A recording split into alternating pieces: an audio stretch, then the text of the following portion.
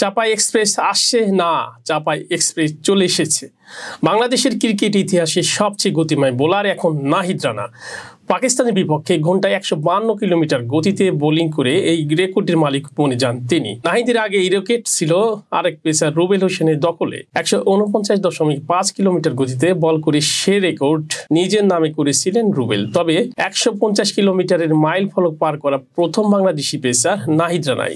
রাওয়ালপিন্ডিতে দ্বিতীয় টেস্টের চতুর্থ দিনে এই রেকর্ড গড়েন তিনি। আগুন বোলিংয়ে এদিন 4 উইকেট শিকার করেছেন নাহিদ। সাদা পোশাকে বাংলাদেশের পেস আক্রমণকে নতুন মাত্রা দিয়েছেন চাঁপাইনবাবগঞ্জের এই 21 বছর বয়সী তরুণ। গতি দিয়ে নাবিশ্বাস তুলে দিচ্ছেন প্রতিপক্ষের ব্যাটসম্যানদের। ঘন্টায় নিয়মিত 145 কিলোমিটার গতি তুলেছেন। আর মাত্র 3টা টেস্টের ক্যারিয়ারের হয়ে গেছেন বাংলাদেশের ক্রিকেট ইতিহাসের দ্রুততম পেস বোলার। আর যেভাবে এগোচ্ছেন নিজের 152.0 রেকর্ডকে নিজেই ফেলে দিয়েছেন হুমকির মুখে। তার এই বাড়তি গতিটাই প্রাণ কেড়ে নিচ্ছেন প্রতিপক্ষের ব্যাটসম্যানদের। সাধারণভাবে ঘন্টায় 130 থেকে 135 বা বড়জোর 140 কিলোমিটার পর্যন্ত গতির বল খেলে অভ্যস্ত থাকেন ব্যাটসম্যানরা। নাহিদ রানার অতিরিক্ত গতিটা তাই হয়ে উঠেছে তাদের অস্বস্তির কারণ। স্বাভাবিকের তুলনায় খানিকটা দ্রুতই বলটা চলে আসছে ব্যাটের কাছে। একটু তাড়াতাড়ি প্রতিক্রিয়া দেখাতে গিয়ে অনেক ক্ষেত্রেই ভুলচুক করে ফেলছেন ব্যাটসম্যানরা। ব্যাটের বাইরের কানায় লেগে কিপার বা স্লিপের কাছে বল যাওয়ার ঘটনাও ঘটছে অহরহ। আর শোয়েব আখতারের রাওয়ালপিন্ডিতেই যেন উত্থান ঘটল বাংলাদেশের চাপাই এক্সপ্রেসের। 5 মাস আগেও কি এমনটা ভাবতে পেরেছিলেন নাহিদ? 2022-23 মৌসুমে প্রথম শ্রেণীর ক্রিকেটে 32 উইকেট পেয়েছিলেন তিনি। 2023 এর বিপিএলেও দেখিয়েছিলেন গতির ঝড়। লাল বলে তার সম্ভাবনার কথা মাথায় রেখেই টেস্ট দলে সুযোগ দেওয়া হয় তাকে।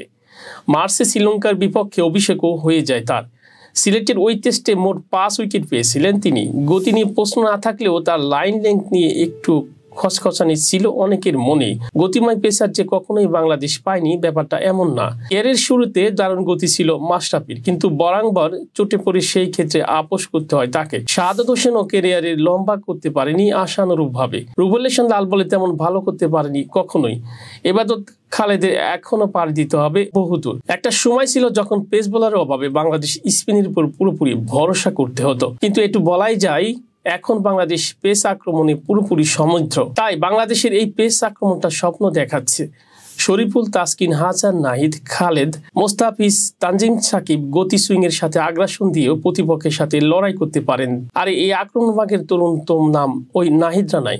সম্ভবত সবচেয়ে এক্সাইটিং ও বাড়তি যত্ন তাই অবশ্যই প্রাপ্য। একসাথে 3 ফরম্যাটের বোঝা চাপিয়ে না দিয়ে আপাতত তাকে চোটমুক্ত রেখে সচেতনভাবে শুধু লাল বলের জন্য ব্যবহার করাটাই সম্ভবত বুদ্ধিমানের কাজ হবে।